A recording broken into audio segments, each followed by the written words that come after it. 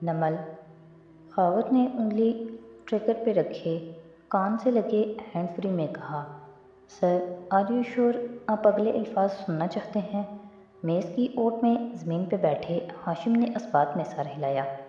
ایک ایک لفظ اس کی سختی سے میچھی آنکھیں سرخ ہو رہی تھیں۔ کیا تم اس کو دیکھ سکتے ہو خاور؟ یس سر۔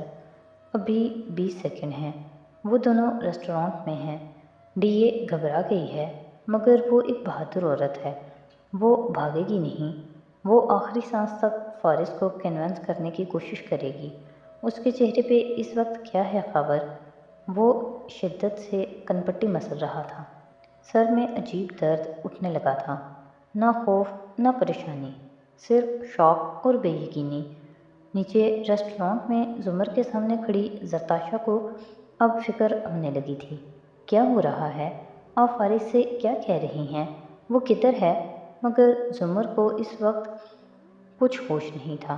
اس کا دماغ کہہ رہا تھا کہ وہ فوراً زرتاشا کا ہاتھ پکڑ کر وہاں سے بھاگ جائے، مگر دل کو ابھی بھی یقین تھا کہ فارس ایسا کچھ نہیں کر سکتا۔ اس نے آخری کوشش کرنی چاہی۔ فارس پلیز تم کچھ ایسا مت کرنا جس پہ تم پچھتاؤ۔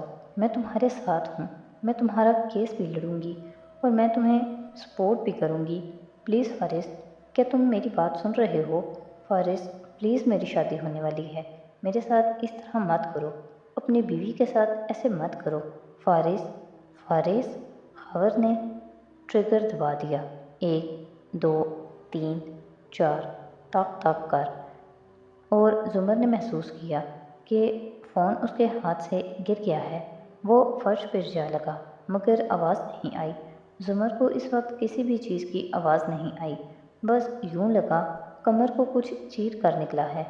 1 2 3 کوئی برچھی تھی جس پہ آگ لگی تھی، کوئی عجیب سا احساس، درد، بے پناہ درد۔ اس نے جھک کر میز کے کنارے کو دونوں ہاتھوں سے تھامنا چاہا مگر توازن برقرار نہیں رکھ پا رہی تھی۔ زرتاشا کی آنکھیں حیرت اور خوف سے پھیل گئیں۔ زمر نے دیکھا وہ کھڑی تھی۔ زمر کو اب وہ اونچائی پہ لگ رہی تھی کیونکہ وہ خود گرتی جا رہی تھی۔ اس نے لوگوں کو اپنی طرف بڑھتے دیکھا، اس نے زرتاشا کو گرتے دیکھا۔ وہ اندھی منہ زمین پہ جا گری۔ اسے ماربل کا فرش اپنے گال سے ٹکراتا محسوس ہو رہا تھا، ٹھنڈا فرش، سخت سے سخت، دل جیسا ٹھنڈا۔ اس کے علاوہ زندگی میں ہر احساس ختم ہو چکا تھا، یا شاید کوئی اس کے آس پاس تھا، کچھ سرخ سرخ سا تھا، کوئی سرخ سی شے تھی جو اس کی کمر سے نکل کر اس کے ارد گرد بکھر رہی تھی، سفید ماربل کے فرش پہ، اس کے ہاتھوں پر، اس کے چہرے کے قریب۔ وہ بہتی جا رہی تھی۔ وہ پانی نہیں تھا، وہ پانی سے گاڑھا تھا۔ ہاشم کے آفس میں اب خاموشی چھائی تھی۔ اس نے آنکھیں کھولیں، شکستگی سے اٹھا، تھکا تھکا سا کرسی پہ بیٹھا، لیپ ٹاپ بند کیا اور سست روی سے انٹرکام اٹھا کر بولا، حلیمہ ایک کپ کافی لاؤ، اور پھر جب تک میں باہر نہ نکلوں کسی کو اندر نہ آنے دینا، میں کچھ وقت تنہا رہنا چاہتا ہوں۔ پھر آنکھیں بند کر کے سر سیٹ کی پشت سے ٹکا دیا۔ سوگ کی ایک سپہر زمر یوسف کے نام اور زرتاشا قاضی کے نام۔ تمہیں کسی جنت میں رہنے کا شوق تھا زرتاشا، تمہاری یہ خواہش بھی فارس کی جگہ میں نے پوری کی۔ ہر شے اندھیری تھی، پلکوں پہ بہت بوجھ تھا۔ بمشکل اس نے اس باڑ کو آنکھوں سے ہٹانا چاہا۔ سفید روشنی والی چھت دیکھی، ارد گرد لوگ تھے، اپنے اوپر سفید چادر تھی۔ کہ یہ زندگی کا اختتام تھا یا پھر ایک نئی زندگی کا آغاز تھا؟ بازوؤں میں سوئیاں تھیں اور اس سے زیادہ چھپتا ہوا احساس دل میں تھا۔ زمر نے 2 3 دفعہ پلکیں جھپکیں، کچھ دھندلے دھندلے سے وجود اپنے سرہانے کھڑے نظر آئے۔ ایک گھنگریلے بالوں والا لڑکا تھا، ایک عورت تھی فریبی مائل، وہ رو رہی تھی۔ اس کو جاگتے دیکھ کر روتے ہوئے وہ مسکرائی۔ زمر نے مسکرانا چاہا، کچھ کہنا چاہا، مگر لبوں سے بس یہی الفاظ نکلے، فارس کہاں ہے؟ گھنگریلے بالوں والے لڑکے نے سر جھکا دیا۔ اس کی آنکھیں شاید گلابی تھیں، جیسے وہ رویا ہو، ابھی نہیں، بہت پہلے رویا ہو۔ اب اس کے آنسو خشک ہو گئے تھے۔ وہ نرمی سے اس کے اوپر جھکا، اس کے ماتھے سے بال ہلکے سے اٹھائے اور آہستہ سے بولا، زمر، کیا آپ مجھے دیکھ سکتی ہیں؟ اور وہ اس کو دیکھ رہی تھی، بنا پلک جھپکے۔ اس نے ہلکی سی آواز میں صرف اتنا پوچھا، فارس کہاں ہے؟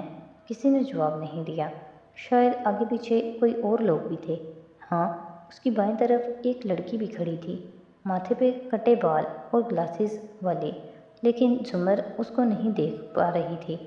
گھنگریالے بالوں والے لڑکے کے سامنے وہ اس لڑکی کو کم ہی دیکھا کرتی تھی۔ وہ دوبارہ اس کے اوپر جھکا، آپ ٹھیک ہو جائیں گی، بالکل ٹھیک ہو جائیں گی۔ کیا آپ کو کہیں تکلیف ہو رہی ہے؟ کیا میں ڈاکٹر کو بلاؤں؟ اس نے ہلکا سا پوچھا، اتنا ہلکا کہ لڑکے کو سننے کے لیے کان اس کے چہرے کے قریب لے جانا پڑا۔ فارس کہاں ہے؟ پھر اندھیرا سا دوبارہ چھانے لگا، ساری دنیا کا نور چلا گیا، سیاہی پہ سیاہی کے پردے تھے۔ اس کا دماغ پانی میں بہتے پر کی طرح ہلکا اوپر کہیں دوڑتا گیا۔ دوبارہ آنکھ کھلی تو چہرے بدل چکے تھے، اب صرف لڑکا کھڑا تھا۔ بائیں طرف شاید کوئی اور بھی تھا، مگر بائیں طرف والوں کو وہ کم دیکھا کرتی تھی۔ اس نے دائیں ہاتھ کھڑے لڑکے پہ نگاہیں مرکوز کیے، لب ہلائے۔ وہ پھر سے جھکا، اب اس کا لباس بدلا ہوا تھا، شاید وہ کوئی اور دن ہوگا۔ آپ کیسی ہیں؟ اس نے پوچھا۔ اس کے لب ہلکے سے پھڑپڑائے، فارس کہاں ہے؟ لڑکے کے چہرے پہ قرب سا بکھرا۔ اس نے سر جھکا کر اٹھایا، ان کی وائف۔ وہ رکا، زمر یک ٹک اسے دیکھتی رہی۔ اسے لگا اسے سوال کا جواب معلوم ہے۔ ان کی وائف کو بھی گولی لگی تھی، وہ نہیں رہی۔ وہ بمشکل بول پایا، شاید اس کے گلے میں کوئی چیز اٹکی تھی، یا پانی، یا کچھ ایسا جو پانی سے بھی گاڑھا تھا۔ زرتاشا مر گئی؟ اس کی آنکھوں میں استجاب ابھرا۔ یک ٹک وہ سعدی کو دیکھتی رہی۔ سعدی نے ہلکے سے اس بات میں سر ہلایا۔ وہ ایسی خبر اس کو اس موقع پہ نہیں دینا چاہتا تھا، مگر وہ پھپھو سے جھوٹ بھی نہیں بول سکتا تھا۔ فارس کہاں ہے؟ اس نے پھر پوچھا، مگر اندھیرے بڑھتے گئے، عجیب سے اندھیرے تھے۔ وہ نہ کچھ سننے دیتے تھے، نہ کچھ بولنے دیتے، پلکیں بھی اٹھانے نہیں دیتے۔ وہ دوبارہ اسی کھائی میں ڈوبتی چلی گئی۔ پھر آنکھ کھلی تو منظر بدلا ہوا تھا، اب کہ اس کا چہرہ بائیں طرف تھا۔ گھنگریالے بالوں والا لڑکا نہ جانے کہاں تھا۔ بائیں جانب لڑکی کھڑی تھی، گلاسز والی، خاموش مگر روئی روئی آنکھوں والی۔ وہ اس کو پہچانتی تھی، جانتی تھی یا نہیں یہ اس کو ابھی معلوم نہیں تھا۔ اس نے انہی ویران آنکھوں سے اس کو دیکھا، اور لبوں پہ صرف ایک ہی سوال تھا، فارس کہاں ہے؟ وہ آئے تھے آپ کو دیکھنے صبح، علیشہ بھی آئی تھی، ہم اس دن آپ کا انتظار کرتے رہے، ہمیں نہیں پتہ تھا یہ سب ہو جائے گا۔ وہ بولی تو اس کی آواز مدھم تھی، اس میں ہمدردی تھی، شاید کہیں پیار بھی تھا۔ زمر بس اس کو دیکھ کر رہ گئی۔ لڑکی قریب جھکی، پھپھو آپ، وہ رکی، ہچکچائی، آپ ٹھیک ہیں؟ ڈاکٹر کو بلاؤں؟ فارس کہاں ہے؟ اس نے پھر پوچھا۔ اس سوال کا جواب کوئی نہیں دے رہا تھا۔ ابھی شاید وہ گھر پہ ہی ہوں، وہ بہت اپسٹ ہیں، بہت زیادہ ٹوٹ گئے ہیں۔ اور زمر یک ٹک اسے دیکھتی رہی۔ اسے سب یاد تھا، اندھیری کھائیوں میں یادداشت کی روشنی ہر شے ازسرنو زندہ کرلاتی تھی۔ اسے ایک ایک چیز یاد تھی۔ دل میں اٹھتا درد پہلے سے بڑھ گیا تھا، اور پھر اس نے ہلکی سی نگاہ جھکائی۔ اسے اپنے اوپر سفید چادر پڑتی دکھائی دے رہی تھی۔ اس نے نگاہ پھر سے حنین کے چہرے پہ کی۔ مجھے کیا ہوا ہے؟ حنین خاموش رہی۔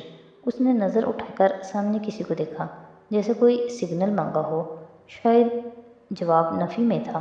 تبھی وہ دوبارہ زمر کو دیکھنے لگی۔ میرے گردے ضائع ہو گئے ہیں، ہے نا؟ شاید اس نے خود ہی کچھ سنا تھا، شاید نیم بے ہوشی میں اس نے خود کچھ سنا تھا۔ آپ کے گردے، وہ رکی، متاثر ہوئے ہیں؟ اس سے زیادہ مہذب الفاظ اس کو نہیں ملے تھے۔ زمر کے چہرے پہ حیرت نہیں آئی، دکھ بھی نہیں ابھرا۔ شاید وہ اپنی حالت بے ہوشی میں ایسا کچھ سن چکی تھی، شاید وہ کئی دفعہ سن چکی تھی، یقیناً وہ جانتی تھی، وہ صرف تصدیق چاہ رہی تھی۔ اب کہ اس نے ہلکی سی گردن سیدھی کی، ہاں اتنا اسے یاد تھا، کہ دوبارہ بے ہوش ہونے سے پہلے اس نے گردن سیدھی کی تھی۔ اب نہ وہ دائیں تھی نہ بائیں، درمیان میں تھی، مولک۔ سیاہ تارکول جیسی چادر اب اس کے سر سے سرکی تو وہ پلکیں بہتر طور پر چبک پا رہی تھی۔ فریبی مائل خاتون اس کے سرہانے اب کھڑی تھی۔ اس نے ہلکا سا ہاتھ اٹھانا چاہا تو انہوں نے اس کا ہاتھ تھام لیا۔ بہت محبت سے اس سے پوچھ رہی تھیں کہ وہ کیسی ہے، کیا کھانا پسند کرے گی، کیا اسے کہیں تکلیف ہے، کیا وہ ڈاکٹر کو بلائیں، کیا وہ اسے پانی دیں۔ وہ بس ان کو دیکھے گی اور جب بولی تو سرگوشی میں، فارس کہاں ہے؟ ندرت کی آنکھوں میں چنبا سا ابھرا۔ زمر کا اس سے ایسا کوئی تعلق تھا تو نہیں جو وہ بار بار پوچھتی، شاید زرتاشا کی وجہ سے۔ بہرحال زبردستی مسکراتے ہوئے قریب آئی۔ وہ گھر پہ ہے، شام کو آئے گا ادھر تمہیں دیکھنے۔ وہ بھی بہت پریشان ہے اس سب سے، بلکہ پریشانی تو ایک بہت چھوٹا لفظ ہے۔ زمر یک ٹک ان کو دیکھتی رہی۔ ہر بات، ہر لفظ اسے یاد تھا اور پھر یک دم سے وہ چونکی۔ بدقت تمام۔ اس نے گردن ادھر ادھر گھمائی۔ اس نے ان چند دنوں میں پتہ نہیں کتنے دن تھے سب کے چہرے دیکھے تھے، گھنگریالے بالوں والا لڑکا، اینک والی لڑکی، وہ فریبی مائل خاتون، صرف ایک چہرہ نہیں دیکھا تھا۔ بے حد خوف اور وحشت سے اس نے رخ ندرت کی طرف پھیرا۔ ابا، ابا کدھر ہیں؟ ندرت کی آنکھوں سے آنسو ابلنے کو بے تاب ہو گئے۔ اسے لگا کہ وہ کوئی اور خبر سننے جا رہی ہے، کوئی ایسی خبر جس کو سننے کے بعد اس کا دل بھی کام کرنا چھوڑ دے گا۔ اس نے کوہنیوں کے بل اٹھنا چاہا مگر نہیں اٹھ سکی۔ جسم میں درد تھا، شدید درد۔ بے حد قرب سے اس نے دوبارہ پوچھا، بتائیے ابا کہاں ہیں؟ جب تک آپ مجھے سچ نہیں بتائیں گی میرا دل اٹکا رہے گا۔ مگر ندرت خاموش تھی۔ انہوں نے سر جھکا لیا، پھر چہرہ موڑا، شاید آنسو پونچھنے کی کوشش کی۔ کیا ابا مر گئے؟ اس کے لبوں سے نکلا۔ ندرت نے تڑپ کے رخ اس کی طرف پھیرا، آنسوؤں کو ابلنے دیا مگر نفی میں سر ہلایا۔ نہیں۔ وہ رکی۔ وہ اب ٹھیک ہیں۔ پھر چپ ہو گئی۔ اب سے کیا مطلب؟ انہیں کیا ہوا تھا؟ وہ اٹک اٹک کر بول رہی تھی، اٹھنا بھی چاہتی تھی مگر اٹھ نہیں سکتی تھی۔ اس کے چہرے پہ تڑپ تھی، ایسا لگتا تھا بس وہ کسی طرح سب کچھ چھوڑ کر اس کمرے سے بھاگ جائے، اس اسپتال کے کمرے سے بھاگ جائے، مگر وہ جیسے مفلوج سی ہو کر رہ گئی تھی۔ کدھر ہیں ابا؟ الفاظ بمشکل حلق سے نکل رہے تھے۔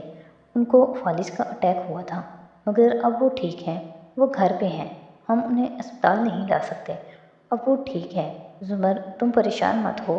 ندرت نے اس کے بالوں میں ہاتھ پھیرتے ہوئے اس کو تسلی دی اور وہ یک ٹک ان کو دیکھے گی، بالکل خاموشی سے، جیسے ساری دنیا ختم ہو گئی ہو۔ اوپر اٹھنے کی کوشش ختم کر دی اور سر نڈھال طریقے سے تکیے پہ گرا دیا۔ میرے ابا مفلوج ہو گئے، میرے حادثے کی وجہ سے میرے ابا مفلوج ہو گئے۔ اس نے ندرت سے سوال نہیں کیا تھا، خالی خالی نگاہوں سے چھت کو دیکھتے خود کو بتایا۔ ندرت کے پاس جواب تھا بھی نہیں۔ زمر کی گردن اب سیدھی تھی۔ ایک دفعہ پھر وہ نہ دائیں تھی نہ بائیں۔ چند گہری سانسیں لی، آنکھیں بند کر کے کھولی۔ اب چیزیں بہتر نظر آ رہی تھیں۔ ندرت نے آہستہ سے اس کے قریب ہو کر کہا، پولیس والے کب سے چکر لگاتے رہے ہیں، باہر ابھی بھی موجود ہیں، انہیں تمہارا بیان لینا ہے۔ زمر نے اس بات میں سر ہلایا۔ وہ تیار تھی۔ ان کو اندر بھیجیں، ایک بیان ہے جو مجھے دینا ہے۔ اس کی آواز اب بھی درد سے بھرپور اور ہلکی تھی مگر اس کی نوعیت مختلف تھی، سخت، منتقم، آگ سے بھرپور۔